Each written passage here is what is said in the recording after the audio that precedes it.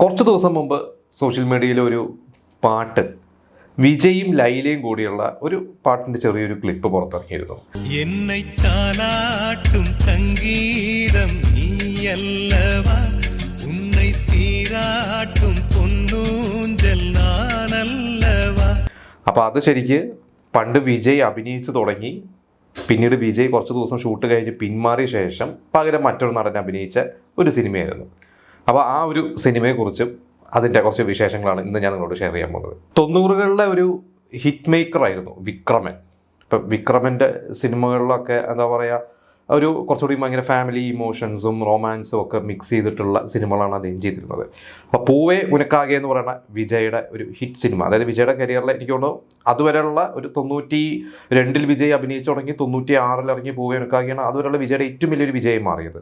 അത് കഴിഞ്ഞിട്ട് പിന്നീട് അദ്ദേഹം കാർത്തികിനെ വെച്ചിട്ടും ഈ പറഞ്ഞ പോലെ തന്നെ സൂര്യവംശം എന്ന് പറയുന്ന ശരത് കുമാറിൻ്റെ സിനിമയും ഒക്കെ ചെയ്തിട്ടുണ്ടായിരുന്നു. അത് കഴിഞ്ഞിട്ട് വിജയനായിട്ട് അദ്ദേഹം വീണ്ടും ഒന്നിച്ച ഒരു സിനിമയായിരുന്നു ഉന്നൈ നിന്നേത്ത് എന്ന് പറയുന്ന 2002 സിനിമ.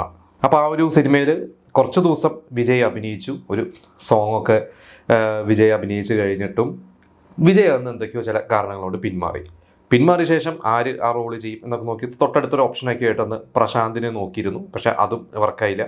അങ്ങനെയാണ് അന്ന് അപ്കമിങ് ആയിട്ട് വന്ന ഒരു നായക നിരയിൽ ഇങ്ങനെ മുൻനിരയിലോട്ട് വന്നുകൊണ്ടിരിക്കുന്ന സൂര്യനെ ആ റോളിലോട്ട് കാസ്റ്റ് ചെയ്തത്.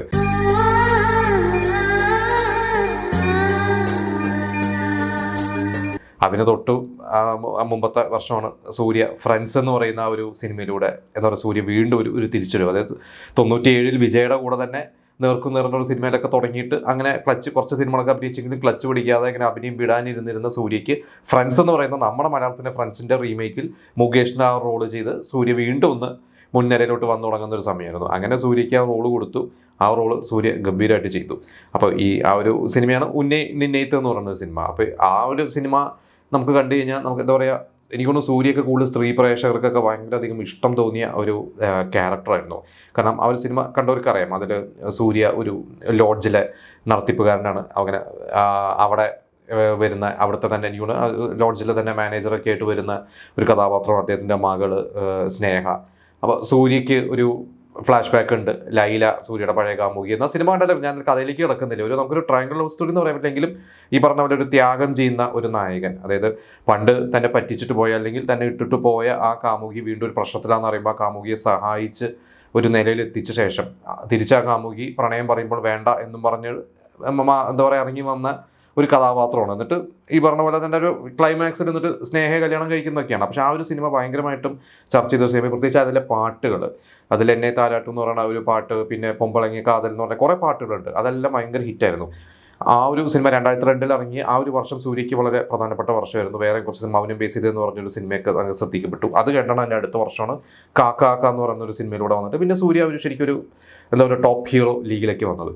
അപ്പോൾ ഈ ഒരു സിനിമ അന്ന് വിജയ് ഡ്രോപ്പ് ചെയ്തിരുന്നു എന്നൊക്കെ അന്നും ചർച്ചകളൊക്കെ ഉണ്ടായിരുന്നു. ഇപ്പോൾ കുറച്ച് ദിവസങ്ങൾക്ക് മുമ്പ്, ഇപ്പം വിജയ് എന്നും ചർച്ചകളിൽ നിറഞ്ഞു നിൽക്കുകയാണല്ലോ.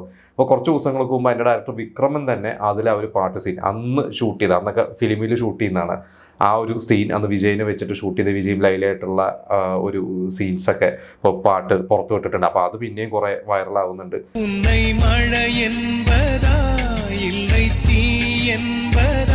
പിന്നെയും ചർച്ചകൾ വരുന്നുണ്ട് എന്തുകൊണ്ടാണ് വിജയ് അത് ഡ്രോപ്പ് ചെയ്തത്.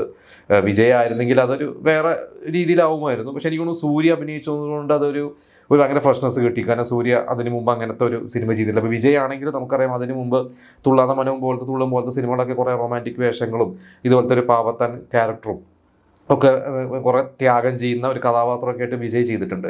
പക്ഷെ അത് വിജയ് വിട്ടതുകൊണ്ട് അത് സൂര്യയ്ക്ക് എന്തായാലും വളരെ ഗുണം ചെയ്തു.